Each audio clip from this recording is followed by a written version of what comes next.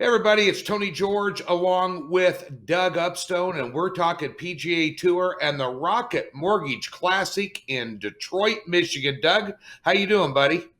I'm doing excellent, Tony. How are you? Doing good. Last week's video I did without you. We had a little bit of a scheduling conflict on my end, and I gave out Harris English for a top 10 and a top 20, and he ended up winning the tournament. So I'm on a little bit of a free pick roll here, managed to also take him in a 6-unit head-to-head against Jason Day on Sunday, laying about a $135. Jason Day in that tournament, and I see that he's entered in this one right now, but boy, did he struggle with a bad back there, and I thought that was like, taking candy from a baby with Harris English in his game. He's played so well, and been a long time since I've seen an 8-hole playoff. Yeah, well, was it 2000? Well, I don't even. 2001 was for 7 holes. I noticed. I did not see for 8. And speaking of something that the last time we did a video, I wanted to bring this up. We both had talked about at the U.S. Open how we both like Brooks Koepka over DeChambeau. So there was 8 holes to go. DeChambeau had the lead. Okay. And I'm thinking, oh man, are we looking like idiots right now? And so then he just, he just blows it. Well, blows it. He just went, the U.S. Open course got him. Let's put it that way. Yeah. And then he just falls apart, shoots 77. And at the end, we look like geniuses. So it was perfect. Yeah. Well, that's one thing about golf. You can be from the penthouse in the front 9 to the outhouse on the back 9. As both of us being players, we know exactly how that goes. So, exactly. Nonetheless, speaking of DeChambeau, he is the defending champion here. And this course is a Donald Ross design course. It's the Detroit Golf Club, 7,340 yards. It's not an extremely long course, but it is demanding in terms of fairway to green and approach shots. These greens are very small. They're about 5,500 square feet, and they're elevated. So your game around the greens, if you miss the greens, is going to be very important this week. But this course also has given up 2 years ago the winner minus 25, DeChambeau minus 23. Last year. And so this is a course that if you're, you can get it in the fairway and you're good with your irons and you're steady around the greens, you could score well here. This is like a Tyrell Hatton type course, somebody that makes a lot of birdies, a course kind of built for them like this. If you're hitting your ball straight, and you can get it near the green, you can score on this golf course, as evidenced by the last 2 times the last 2 winners are combined minus 48 under, Doug. So it's going to be another birdie fest this week, I think. Yeah, I don't think there's any doubt about it, Tony. And the other aspect to this is that the par is 72. Okay, so and with 72, they have 4 par 5s. 3 of them are drivable in 2. So whoever can score well on the par 5s is going to get themselves in contention. I'm not saying they're going to win, but they're going to put themselves in contention. The other aspect that comes into play here is that the rough around the greens will be quite long, because last week they had in Detroit area, they had 5 inches of rain, and they've had some more already this week. So the rough will be thick. However, that also is going to impact the greens. So the greens will still be quick or fast, but they're going to roll very true because the grass will be thicker. So because of that, putting, if you get close, you're going to be able to make some birdie and likely some eagle putts as well because of that. So I think we can look for scores, and if you hit your short irons into these greens, you're going to have a real nice 4 days. That's for sure.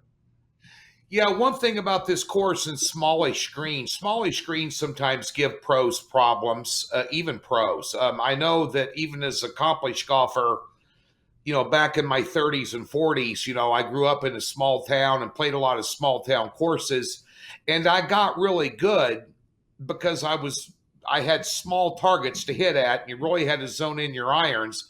And then again, also your green game, around the green, your scrambling ability around the green really came into play quite a bit. And I got to be, a good chipper of the golf ball because I was constantly playing small town courses in Nebraska and Northwest Missouri that, most of the average green sizes are maybe 3,500 square feet up to 5,000 max. So you got good with your short game. If you didn't enjoy golf. And a lot of these pros, they like to these big greens. They can throw it, 25 feet past the pin, Doug, and then just spin it back to a 3 or 4 foot putt. This is not the type of course that you can do that on. You really got to be careful on how you hit these approach shots and how much you spin them. The one thing about any Donald Ross design course is the greens are extremely undulated. There's not a flat putt anywhere. So somebody with a good flat stick, I think also this week, Doug's going to have a lot of success. Yeah, I agree with you 100%, Tony. Excuse me, on that. So what do you think about DeChambeau this weekend? Well, he's been in the hunt in some tournaments. He was in the conversation in the U.S. Open. He was in the conversation last week. He had a horrible backside last week on Sunday. Really took him out of the tournament. But I think his length is an advantage for him here. He's going to have a lot of wedges into greens, and if he gets his putter going, I think he's going to, defend his championship admirably. Do I think he's going to go back-to-back wins? Probably not. But I do like if you can get him in a top 10 at plus 110, yep. And like minus $135 for a top 20, it's well worth the stretch, in my opinion. But, his length was a great advantage last year. I remember watching this tournament. There wasn't hardly anything else on. I always watch golf anyway, but during COVID and all this, that, and the other, it was like, oh my God, there's sports on and I can bet it. Like, holy crap, this is wonderful. But he did play well there. I know Matt Wolf gave him all he wanted. I think Wolf was the leader going into the final round or tied with him, if I'm not mistaken. And it's nice to see him make a little bit of a comeback this year, by the way. But I think one of the guys that you want to take a look at is Patrick Reed this week. It is July 4th weekend, Doug, and he is called Captain America. So, I like him in the top 10 at plus 150 as my best bet this week for the free picks here. I think that first of all, he is second in this field of the registered golfers that are teeing off this tournament, second in this field in the month of May in strokes gained tee to green. That's a big number, and we all know about Patrick Reed's putter. This guy can putt lights out, and he's very, very handy around the greens. And as you alluded to, Doug, this grass has grown up. You've got greens that are going to be very receptive to golf balls. If you take some of the spin off of it, you'll be a lot better off. But if you can putt these undulated greens, I think Patrick Reed's going to be right in the mix. He got a top 5 here, I think 2 years ago in this tournament. And I really like him this weekend for my best bet. I've got some other top 20s here. I think that are really good numbers here. But my top free pick out of this weekend, I think Patrick Reed can get a top 10 at plus 150. I think it's a very good number. Ryder Cup season's coming around. These guys are kind of dialing in their games. And he definitely has the game. You always, and I know you do this too, Doug, but I look at golf courses and how they fit certain golfers' profiles. Yeah. And there's many very good golfers this week in this tournament, some big names. But this course, to me, doesn't fit their profile. I thought that last week when I mentioned Harrison English, that course that TPC River Highlands was built for his game, much like Torrey Pines was. He's coming off a third at Torrey Pines, but it's a demanding golf course. You got to hit greens. You got to be able to get around a little bit, in certain areas and aspects and avoid trouble off the box. And this course, to me, fits Patrick Reed. He's got a top 5 here 2 years ago, so that's obviously adds a little bit of credibility to that statement. Yeah, it certainly does. And, I actually like DeChambeau too for a top five myself. Yeah. I just think he's just there to do it. And he's got, certainly has the game. He has the length. He has everything that's necessary. And of course, he has the confidence having, won here before. Now, does that mean he's going to go back to back, like you said? That's up in the air. But he has everything else to basically to overwhelm and to overpower this golf course. And the other thing too, the thing that struck me in looking at the odds for the to win, is that he's a substantial favorite. I mean, Yeah, he he's is. plus 700, and Reed was, I think, either 14 or 1600, as I recall. I think it was 1400. So I mean, that's a significant difference between first and second, just an odd. So of course, his ability to hit the ball so far, to score, to go low, that's another thing. The other thing that's different about this course, at least to me, Tony, is that you have to have the golfers that have the ability to go low. There's plenty of guys that are really good players, but there's a lot of guys that cannot, and they're just not built to shoot 64, 63. Right. Their mentality is not such to just, when they get hot, to just try and knock down pins. And so you have to have the right kind of profile to do that. And that's why, like Neiman, I look at him as somebody this week, that has that ability, to Yeah. do that. So I like him, as a possibility. And another one is Matsuyama. Okay, he's Yeah. another guy when he gets going, and if the putter gets going, okay, he's another one that can. They say just be. They're pulling off the flag early because he's right there on top of it, and 64. I mean, you figure 64 is 8 under. Okay, that's if you can do 8 under one day, and if you do 3 or 4 under on several other days, you're right in contention and are right there. So if you look at those two, for me, possibly as possible top tens, I think one of them is possible for a top 10, and I think the other one or both are likely for top 20s. So there's a couple of guys that I also like, because they can go low. Now, I know you said you got some other picks, Tony. What else you're thinking about? Yeah, before we get to these I got three more here. I'm going to give you top 20s I think are good money. But one handicapping angle I use, and bear in mind, folks, Doug Upstone will have his picks up for this tournament on Wednesday because he does the top 10s and top 20s. I do day-to-day head-to-heads. But one thing I like to do, and something that you brought up that struck a chord with me, is some players just don't go low consistently. But every player, like last week, I'll give you an example.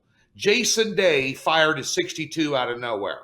The next day, I'm looking to fade him, and I get him in a matchup, and I put someone in I can't remember who it was at the top of my head right now, but I go ahead and I fade him the next day because there's a lot of guys, a Dustin Johnson, some of these other guys could shoot 64, 65, 66. Harris English shot all 4 rounds in the 60s, and at the Travelers, but never got below 67, 66-ish. But somebody will have an unreal round like that, a great hand. If you see somebody firing a 63 out of nowhere on Friday when he fired a 70 on Thursday, and you go back and look at some of his tournament scores, which you can right on CBS.com, CBSSports.com. You can look at all their scores from all their tournaments, and if you want to do your homework.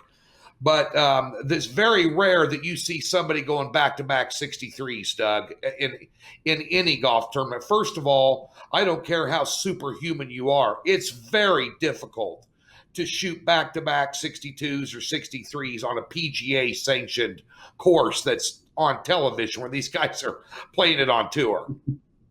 Oh, there's no question. Well, Tony, how many times we've both done this? Play on, for example, Friday and Saturday, or Saturday and Sunday, and you go out and you have a really good round, okay? And you come back to the same golf course, you play with maybe some different friends or whatever, and and you're telling everybody, hey, I lit it up yesterday. I was great. And you come out, okay, and and you just stink the next day. Okay. And there's nothing about it that's really different. I mean, sure, the pin placements, but essentially most of the tee boxes are tee boxes are the same, and you just don't have it. So there's the mental aspect, of getting in a groove, and then everything changes the next day. And that's exactly what happens, So it's not just pros, we as people, that happens to Yeah. all the time with golfers. So Right. it's crazy, but it's just the way that it happens to go. So anyways, A who question. else you got? Yeah. Well, a question for you. When you're looking at golf in a Ryder Cup year, and Ryder Cup's right around the corner, and Steve Stricker's the guy this year that's gonna, hell, he could practically play on the team the way he's been playing. He just won a major this weekend and placed in highly in tournaments on the regular PGA Tour and won a seniors major this week. But when you're looking at players, say, past the top 8 that are already in the Ryder Cup, so you got players anywhere from 15th to 10th place or 18th to 10th place in the standings. Do you give them some extra emphasis because they're really going to try and dial in their game and make that Ryder Cup team? Do you put any emphasis on those players at all, Doug? Tony, I really don't, and there's I think a lot depends upon the makeup of the person, and so I think that's and every guy has different agendas. Like myself going into this weekend. Okay, one of the things that I'm actually, let's just say, more concerned about is the guys trying to get more FedEx Cup points so that they qualify to play more in August. Okay, more so than the Ryder Cup, and I think there's enough guys that have the confidence to where it'll take care of itself. Again, I'm not discounting what you're saying. I'm just saying that I think there's enough different guys that have different agendas to how they're looking at things. And for me, anyways, that to me is more important right now than what the Ryder Cup is. Yeah, well, I'll get the rest of my picks here. Obviously, if you tuned in late here, I got Pat Reed at a top 10 plus 150. Also in the top 10, I like Will Zalatoris. He's got a great game for this golf course. He's a great golfer. He's kind of my long shot at plus 300 for a top 10. This is something you throw 50, 25 bucks on, whatever, to have a little fun with it and spread it around. My top 20s, two guys I really like here. I like Charlie Hoffman. Charlie's played some really good golf this year, Doug. This is a course, we talked about golfer profiles and courses. This is a course that sets up well for DeChambeau. I really like him here. And another guy, I think, speaking of FedEx Cup points, this, that, and the other, and getting up in there, Webb Simpson has not had a great year this year. We hear his name a lot. But this is another course, and he competed well here last year. But this is a course that's set up for his game very, very well as well. And you get him at plus 125 in the top 20, Hoffman at plus 175. And a guy I like to throw in every now and then, he's always off the radar screen, but he's a damn good, consistent golfer looking to increase his position in the FedEx Cup points, and that's Harold Varner III. And that's my long shot at plus 275 to get in the top 20, Doug. There we go. There's nothing there I don't like. So those all sound good. My longer shot for a top 20 play, it's not a super long shot, but is Doc Redman. Now, Doc Redman has had all kinds of problems with the driver all season long. Okay. Yeah. I mean, I hate to use the word disaster, but it hasn't been good. But he's been a little bit better lately, okay, with it. So, at least his name is showing up on making cuts, okay, which was not the case earlier. So he's doing better that way. Here, in the 2 times he's played here, he finished tied second the first year. He finished second, tied 21st last year. So he has a good track record. He's not super long or anything like that. So if he keeps it in the fairway, okay, he has the good enough short game, and his putting is, let's just say, solid enough to where I think at plus 200 he has some value to on the top 20s to maybe do some damage. So that's my guy that I like for something that's a little not just your favorites, but another name that's out there. This course reminds me a lot of Lincoln Country Club back in Lincoln, Nebraska. A course I used to play a lot. Tree lined. Demanding off the tee box, not overly long par fours, and guys that struggle with the driver on tour, bear in mind, they can hit their 3-wood about 275. Right. So if you're having trouble with your driver here, a guy like Doc Redman, he's going through a funk with his driver because he's extremely good tour pro. But if he can throttle it down and maybe start using his 3-wood a little bit, especially on a 435-yard par 4, he's going to be right in position because his iron play and his game around the green's very good. If you look at some of the, and up until this year, his scoring average is really good. But some of these courses you play, if you're 8 feet off the fairway, you're screwed. And there's a lot of these courses too, like RBC Heritage, some of these other courses, you can hit it in the fairway and still be in the wrong spot and not have a shot at the green. So you got to be able to run your driver well. He's Doug Upstone. I'm Tony George. We got a free $60. Link in the description below. Go over there and get it. Doug's golf picks will be out on Wednesday over at DocSports.com. Mine will be out Thursday through Sunday. I've cashed, I want to say I've cashed 13 out of 18 tournaments overall going day-to-day picks. So we're on a nice roll here off a big 3-in-1 week last week and a top play on Sunday. So be sure and tune in to Docs and get it done. And Doug, have a great Independence Day, 4th of July weekend, my friend. I certainly will, Tony. And yes, you mentioned you've been doing well in the last 5 weeks. I've picked up almost $1,800 in terms of profit on tournament golf. So we're going to try and have some fireworks again this weekend, okay, and make something happen. So see if we can get it done. There you go. There you go, folks. Doug Upstone's got an M80 for you on Wednesday. Go over and get it. Thanks for tuning in.